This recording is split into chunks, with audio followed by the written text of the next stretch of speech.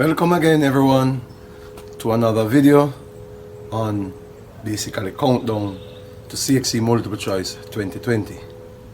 Now we'll continue from where we left off.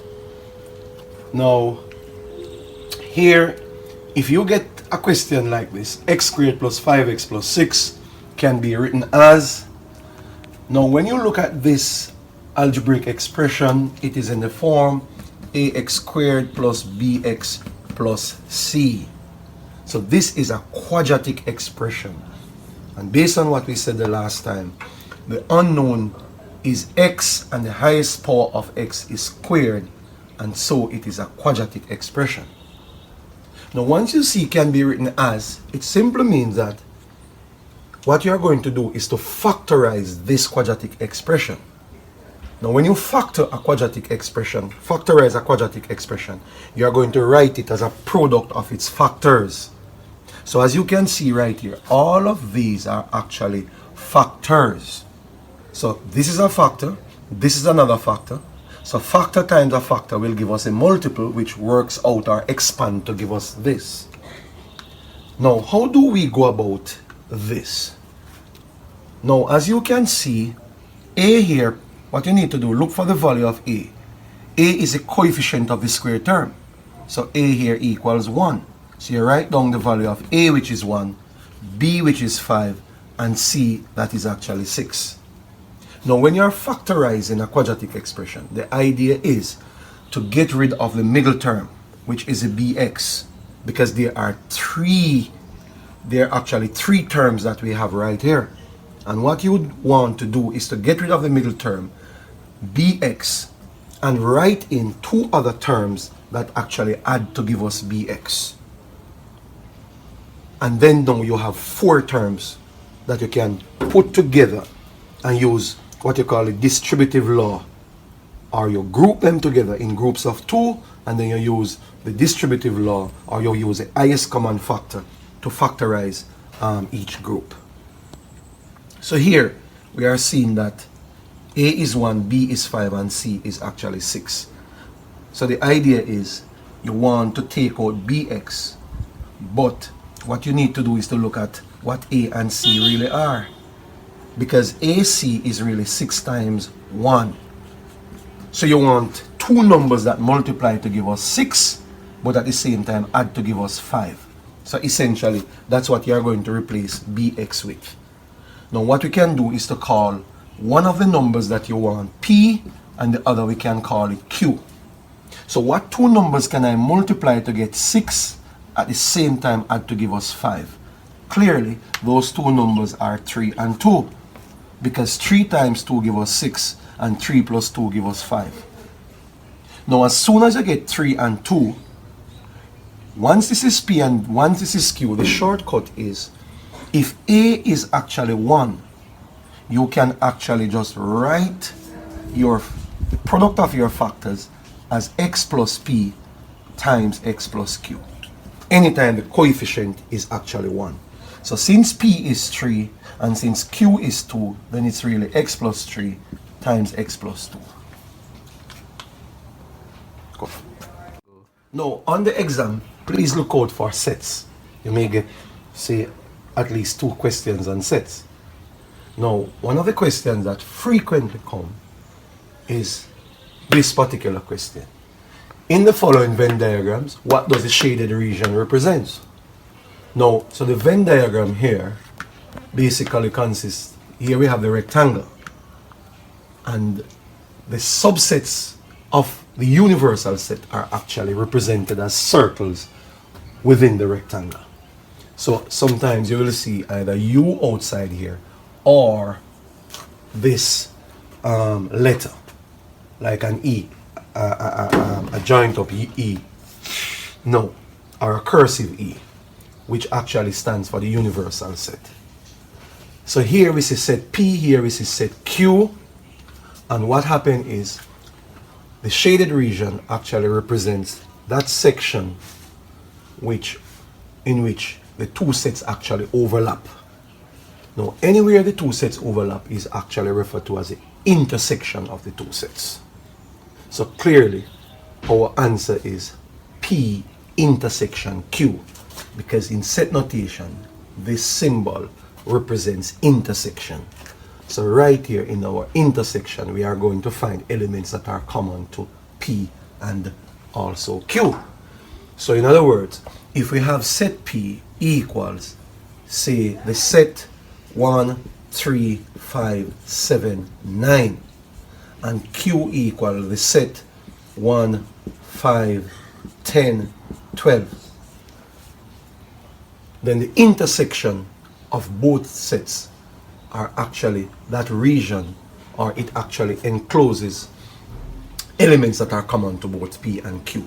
And when we check here, it would have been 1 and 5. So in that region of P and Q, we'd actually put 1 and 5. Now it is of note that sometimes they can ask you for this region alone, and this region alone can be like, it's considered to be P only, because the elements here are only found in P and not in Q, because a portion of P is in Q and a portion of Q is actually in P. So here is also what you call Q only. Now by extension, yes, by extension, by extension, if I have this and I have this set as P, then the elements that are found in P are found inside here. So the elements that are outside of P are actually found outside here. And so sometimes they can even ask you to describe the notation, in set notation, what the shaded region here actually represents. And this shaded region must be what you call P complement. In other words, the region shaded consists of all elements outside of P, but still within the universal set. So that is P complement. So everything outside of set P. So when we go to number 39, it says, in the following, what does the shaded region represent? So as we can see right here, all of set P has not been shaded, and everything outside of set P has been shaded. So clearly, the region that has been shaded is P complement. Okay, for this question, which of the following shows a reflection in the x-axis? Now when you see this question, a reflection in the x-axis, now you need to remember some properties about reflection. So if we have this axis here being the y-axis, and right here is our x-axis, then if I have a point here, and let I call this point here A, and let us say the coordinates of A are 1, 2, 1, 2. So the coordinates of A here are 2, 2. So we have 1, 2, 1, 2. So that's negative 1, that's negative 2. Right here is our origin. So that's negative 1, that's negative 2, that's negative 3. So we have 1, 2. Now if we are going to reflect A through the x-axis is this particular axis. And so the x-axis is what we refer to as a mirror line. So the mirror line is like an axis of symmetry. Now if A is above the x-axis, when we reflect A through the x-axis or through the mirror line, then the image, because this is referred to as a pre-image under the reflection. So the point before the transformation takes place is referred to as our pre-image. Pre means before. So it will fall basically 2 places below our x-axis, which is right here. So the coordinates of A prime would be 2, negative 2. 2, you got 2 places on the x and 2 places below. So the pre-image would basically be 2, positive 2. So here I have 2, positive 2. That is for A, and A prime, which is the image or the coordinates of the image after the reflection, is 2, negative 2. Now, what you need to understand now is that if I were to draw a line segment connecting A to A prime, then what we realize is that the distance from the mirror line of A prime is the same distance of the pre-image A from the mirror line. And also, the angle formed between this line segment joining A to A prime is perpendicular to the mirror line. So those are some of the properties that you need to know about reflection. Now, when you look at this now, reflection through the x-axis, clearly if this is A, then A prime must be found somewhere down here. So A prime could not be found over here because it would not be a reflection through our x-axis. It has to fall below. Now, it is of note that is if I have a point here on the mirror line, which is the x-axis, and I am going to reflect this point through the x-axis, because this point is on the x-axis and it has no distance away from our mirror line. If this is B, which is a point on our mirror line, when we reflect a point through the mirror line, the image of that point is also at the same position. So B prime would be right there where B is, and we refer to B as an invariant point. Invariant point, where variant comes from the word vary, which means to change. Now the prefix in that comes before suggests that it is always constant. That is, means it does not vary, so it is constant. So you have to look out for that. So even right here, this point which rests on our mirror line, its image would be at the same position. So when we look at this, we look at this, we look at this, we look at this, clearly our answer has to be right here, because we will have two invariant points. We will have this point in the original figure. This point is this point is an invariant point which rests on the x-axis, and this point in this triangle is also an invariant point. So the invariant point, the image will be at the same position. So when I reflect this triangle through our x-axis, the image will fall down here. So this point will be, the image of this point is at the same position, the image of this point is at the same position, and A will basically come down here. Now, you need to understand that, okay, for this triangle, when reflected through here, is basically a reflection through the origin, where the origin is right here. And to reflect a point through the origin, basically what you do, if this is a point here or the pre-image, you simply draw a line segment from your point through the origin. So the image will fall over here. This you carry through here as well, and this, as you know, would be at the same position. So this is like a reflection through the origin. It could also be an enlargement of scale factor, what you call -1, where the image will fall on the other side, but because it is 1 here, it suggests that the size does not increase, because under an enlargement the size generally increase. And because it is found to the other side of the image, it is found on the other side, then it is going to be a negative, or as a negative scale factor. Now for this one, because sometimes they can turn it around and ask you, for this one, what would this be? If A is right here and A prime is right here, it suggests then that this is not a reflection, because clearly you need, as I said, a mirror line. Now if we go back up here, when we fold A through this mirror line, A will fit exactly onto this point.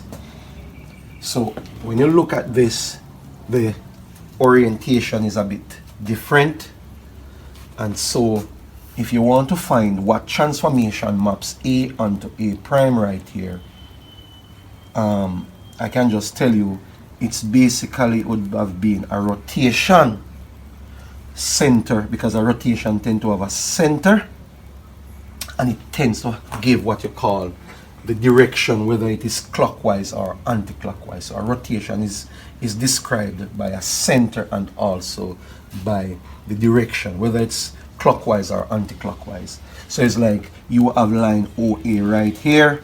So O is the center, where O is the origin, and it's like you have this under rotation. You are going to rotate this, whether clockwise like this, whether anti-clockwise is like this. So in essence, what is happening is that the line or A is rotated about O clockwise to meet or to arrive at A prime right here. So by estimation, this angle would have been like a 90 degrees. And so what happened right here is you'll have a 90 degrees clockwise rotation about center O, which is at the origin. Now 90 degrees clockwise is basically negative 90 degrees under the rules of rotation, because once it is clockwise the angle is negative, once it is anti-clockwise then the angle is positive. There you go. Now here we have 4 minus x in bracket, which is a binomial expression, to be multiplied to 3 plus 2x, also in bracket, which is another binomial expression.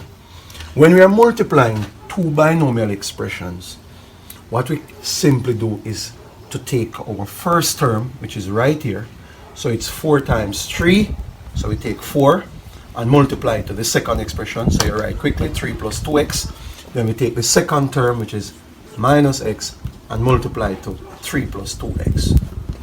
So we take the first term in the first expression and we multiply it to the second expression, and we take the second term in our first expression and multiply also to our second expression.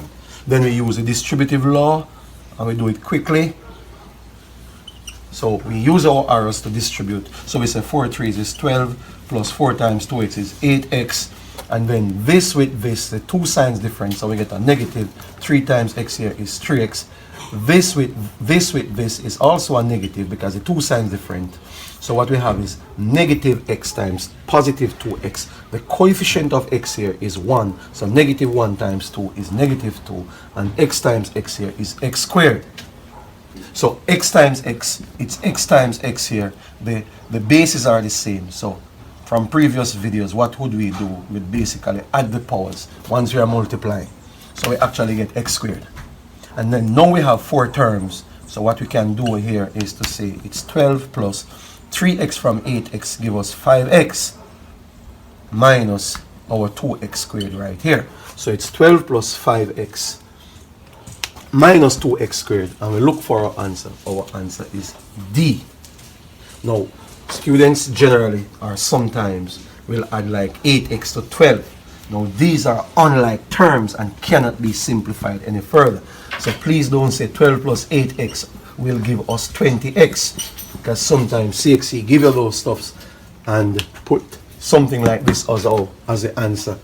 Don't be tempted to write 20, because these are unlike terms. This is 12 as a numeral. This is 8x, which basically is an algebraic expression. So they are actually different. Alright, for this question, a motorist traveled 60 kilometers in 1 hour. 60 kilometers in 1 hour.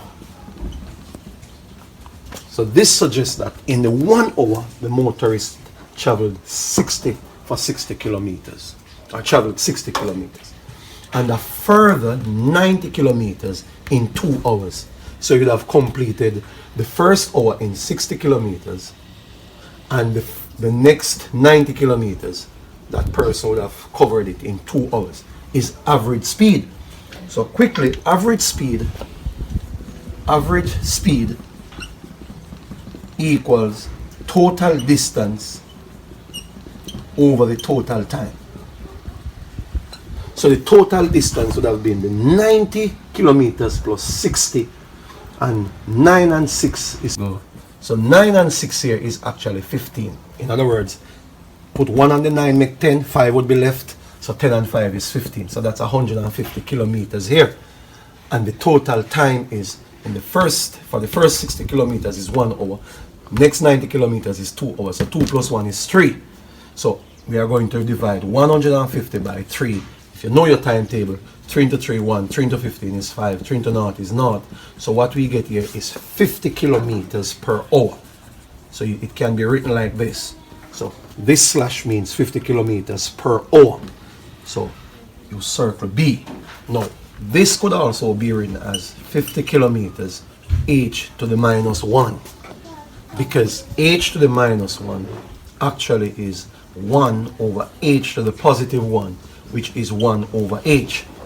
So it's like 50 kilometers times 1 over h is 50 kilometers over h, which is slash.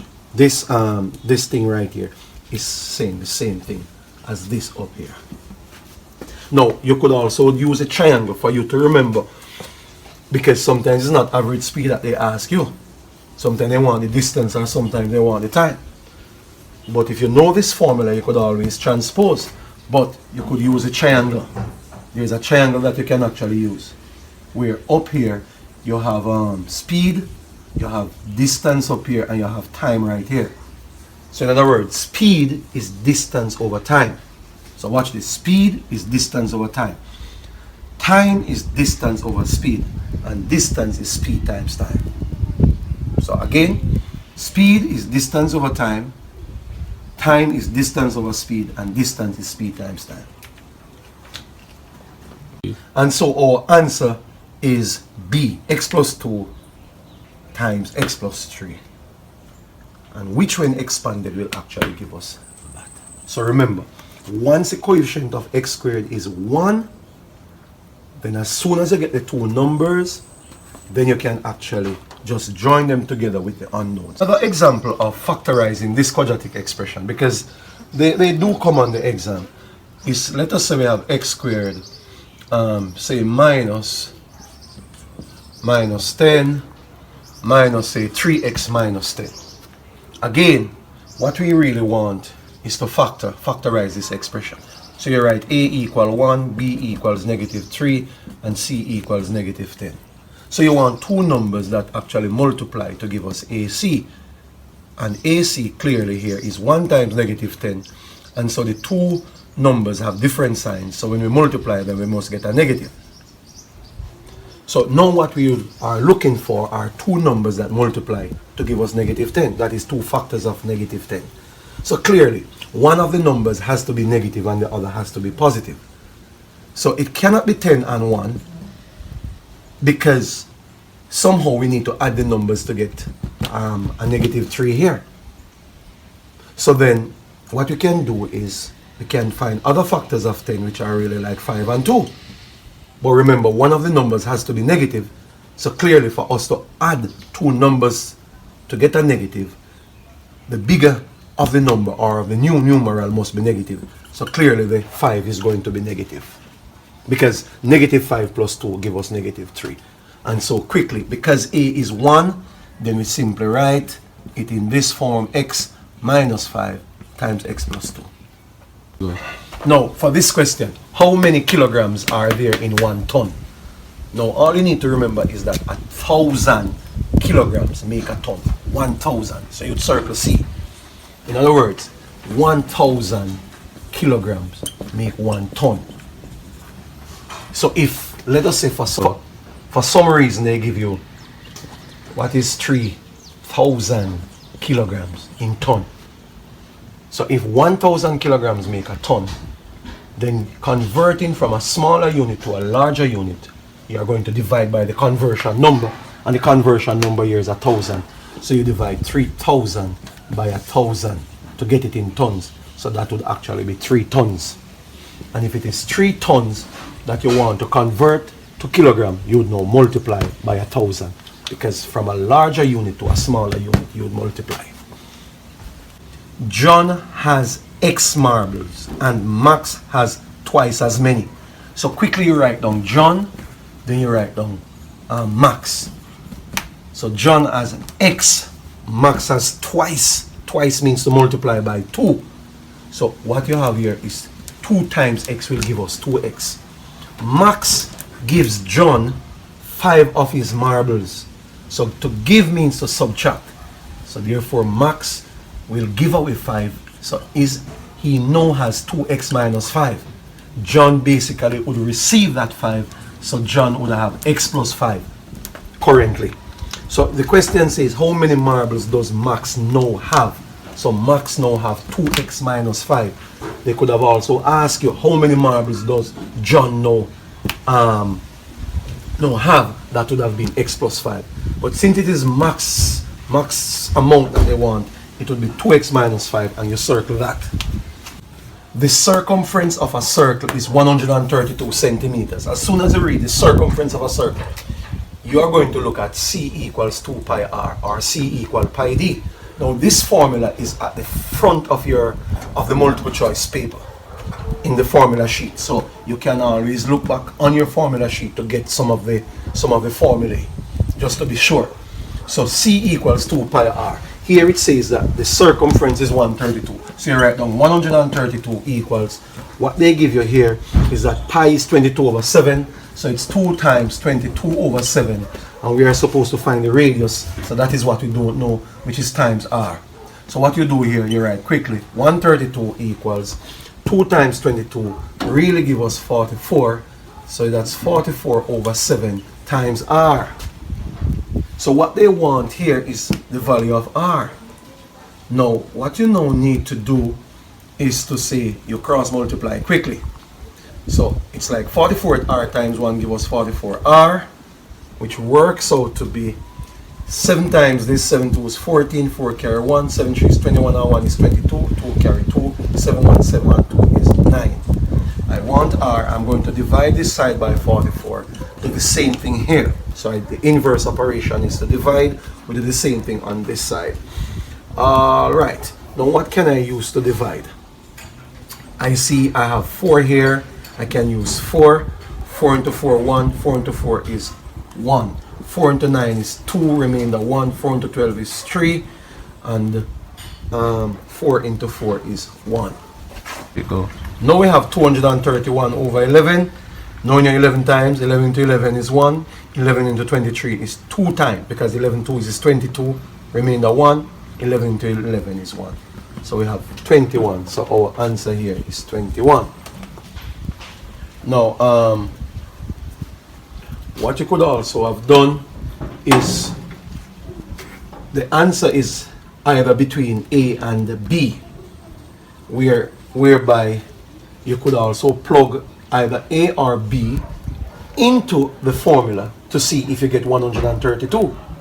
So in other words, the alternative is what 2 times pi times r, which is 2 times the 22 over 7. So if you try multiply that by 42, check to see if you could get the 132. So in other words, 7 to 7 1, 7 to 42 is 6. Now 22 times 2 will give us 44, times 6 will actually give us, because 6 4s is 24, that pass 132. So if you were to try 21 now, that's 2 times 22 over 7 times our 21. And so 7 to 7 is 1, 7 to 21 is 3. So what you have here now is 3 times 22, 3 2s is 6, 3 2s is also 6 that you multiply by 2. 2 6s is 12, 2 carry 1, 2 6 is 12 and 1 is 13. Go. Now, if 60% of a number is 90, what is a number?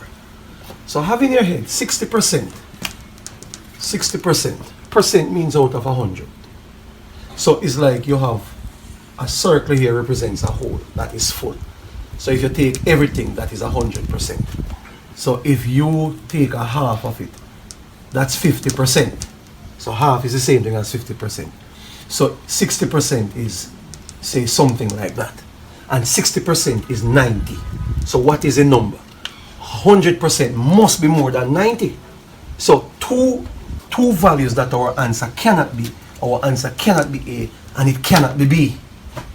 So all you could do is find 60% of either 150 or 180 to see if you actually get the 90. So what you write down is 60% of, say, 150, which is 60 over 100 times 150. 0 cancel 0. 0 cancel 0. Now I multiply 6 by 15. 6 times 5 is 30. 0 carry 3. 6, 1, 6 and 3 is 9. So right here we get 90. So we know that 60% of 150 is actually 90. So our answer is C. Go. Now, what number when added to 1 and 1/3 gives 2? Now, 1 and 1/3 is like you have a whole that has been cut up into 3 equal parts. So you actually take 3 parts out of it, 3 parts. So you actually have 1. So this represents 1 whole. Now here, 1/3 is like you have a similar size whole that has also been cut up into 3 equal parts, but you only take 1 such part. So this is really reflective of 1 and 1/3. So it's like you take 3 of the third, or 3/3, which is the same thing as 1. This, you're taking 1 such third. So in order for us to make 2 wholes, then 2 such thirds basically are left. So the number that you need to add to 1 and 1/3 is really 2/3 right here, because this would be a third, this would be a third. So a third plus a third will actually give us 2/3. So our answer clearly is B. Now the median of the numbers 1, 1, 5, 5, 6, 7, 7, 8 is. Now we have looked at the mode already, we have also looked at the mean already. Now looking at the median of a set of numbers or observations in a distribution is the number or the value that lies exactly halfway of the distribution, arranged in numerical order, whether ascending or descending order. So these observations are arranged in ascending order, that is from lowest to highest. Now how do we find the median? Now what we basically have here is 1, 1, 5, 5, 6, 7, 7, 7, 8. And so we have 1, 2, 3, 4, 5, 6, 7, 8, 9 observations.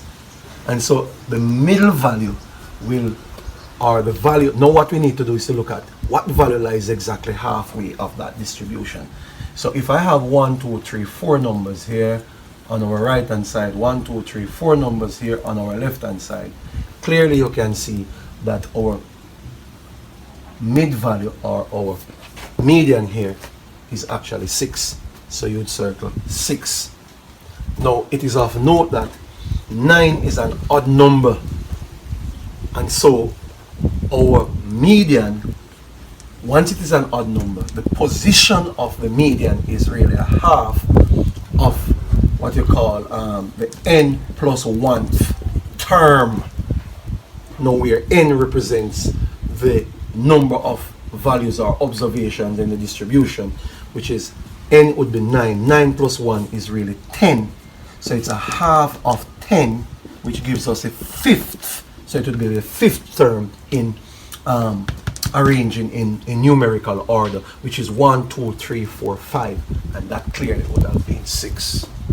Now if it is an even number set of values, basically you would have 2 mid-interval values that you'd have to find the mean of, or the average for. Of 120 students writing an examination, 120 is the total students that will be writing the examination. 100 are expected to pass, right? 100 of the 120. The estimated probability of a student failing the exam is, now probability is basically the likelihood of an event occurring. How likely is that event? So how likely can it happen? So what we want is the likelihood of a student failing the exam. Now if you don't read this question carefully and you see 100 and 100, you'll be working with the 100. But the important thing here is the failing. So you underline the word failing. So what is the likelihood of a student, any student, failing the exam? Now, it is of note that probability, as we said, is the likelihood of an event occurring, and it ranges from 0 to 1, where 0 means that it is impossible for the event to occur, while 1 actually means that it must happen. And so, based on this now, how likely is a student, the likelihood of a student failing, you'd have to take the number of students expected to pass from the number of students, or the total number of students, which is 120. So we are going to take 100 from 120. So you quickly write 120 minus 100. Or in your head, take 100 from 120, you actually get 20. And so 20 students are expected to fail. Now the probability of an event, call the event here E, can be seen as the number of, say, likely outcomes, the number of likely or possible outcomes / possible outcomes, right, over the total number of outcomes. Total number of outcomes.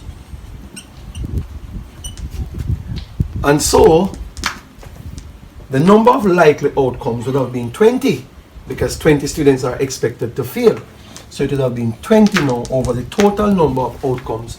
That's the number of students in the sample, which is 120. So 0 cancels 0.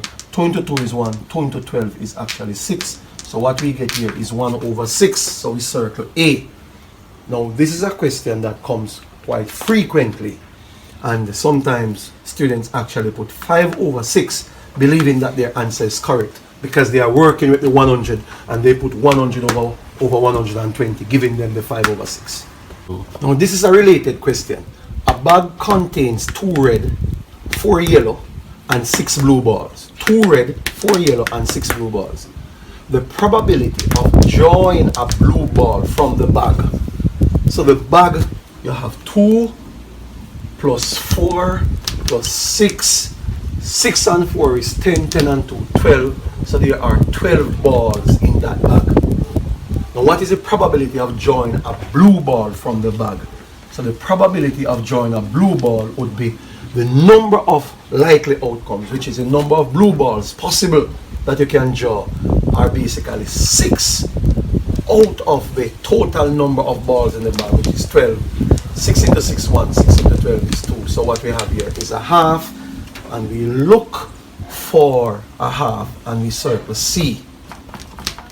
Go. Now, a half plus 2 over 3 equals. Now, for this question, what students tend to do, a lot of students tend to do, is to simply add 2 plus 1 and get 3, and 3 plus 2 and get 5, and they see 3 over 5 and believe that that is their answer. But this approach is wrong. Now the only time that you can add the numerators together is if the denominators of the fractions are the same. So if we had, say, 1 over 7 added to, say, 2 over 7, because the denominators are the same, then we can basically add their numerators. So a 1 over 7 is like you have a piece of bar divided into 7 equal pieces, 7 equal parts, 1, 2, 3, 4, 5, 6, 7. And when you look at this, if I take one part here and I have another bar of the same length, also cut up into 7 equal parts, 1, 2, 3, 4, 5, 6, 7, and then I take 2 parts, then literally I can actually put this one part with these 2 parts, because the size of each part is relatively the same. So we can actually put these together and call it 1 over 7 plus 2 over 7 will actually give us 3 parts out of the 7. 1, 2, 3, 4, 5, 6, 7. So we'll have 3 parts out of the 7. So here we have 3 parts out of the 7. But if the denominators are different, it simply means that the whole has been divided into different sets of equal parts. So a half really is like you have that is cut up into 2 equal parts, while 2 over 3 means that the whole has been divided into 3 equal parts. So these are actually similar size wholes, right? Now, clearly you realize that this a half here, as it relates to this size part, is different in size from this size part, which is a third. So we cannot put them together and call them one. Because, in other words, their sizes are basically different, so we cannot combine them together. So what we normally do is we simply find, or we simply change them out, change out the fractions now into, say, equivalent fractions, into their equivalent fractions. So by finding what you call the lowest common multiple of the denominators, find the LCM. The LCM of 3 and 2 is really 6. So what I say here is 2 into 6 goes 3 times, 3 ones is really 3. So this is saying that a half is the same thing as 3 out of 6, 3 over 6, which is 3/6. So in other words, instead of cutting up the whole into 2 equal parts and take 1 part, we could also cut up the whole now into 6 equal parts. 1, 2, 3, 4, 5, say 6 equal parts. And we take 3 parts. So this is the same thing as a half. So a half is 3 out of 6. Now, 3 into 6 is 2 times. 2 twos is really 4. So what happens here is that 2 over 3 is the same thing as 4 over 6. 4 over 6 is an equivalent fraction of 2 over 3. So instead of dividing the whole into 3 equal parts, we could divide it now into 6 equal parts and take 4 such parts. 1, 2, 3, 4. So what you notice here now is that the size of each part for this whole and for this whole basically is the same. Each size is the same. So now we can put them together. And now what essentially what is happening is that we are saying a half is 3 over 6 added to 2/3, which is 4 over 6. So because the denominators are the same, we can say 3 plus 4 is really 7 out of 6, 7/6. And our answer is C. Now, thanks for watching these videos. Now, your exam is looming. Now, I wish you the best. Continue to watch these videos.